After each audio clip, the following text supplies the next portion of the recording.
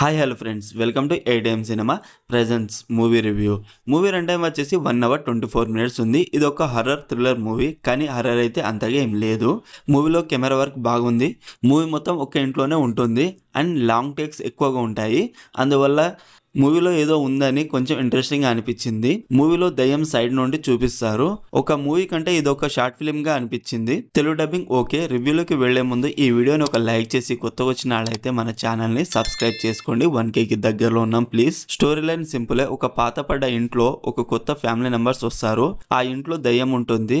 తర్వాత ఏం జరిగింది అనేది స్టోరీ అంతే. మూవీ కొంచెం స్లో పేజ్ లో ఉంటుంది. మూవీ స్టార్టింగ్ గుడ్, తర్వాత కొంచెం స్లోగా అనిపించింది. 1 అవర్ 24 మినిట్స్ అయినా నాకైతే చాలా స్లోగా అనిపించింది. ఈ మూవీలో కొంచెం డిఫరెంట్ గా దయ్యం సైడ్ నుండి చూపించారు. ఇదొక్కటే బాగుంది అండ్ క్లైమాక్స్ ట్విస్ట్ ఓకే.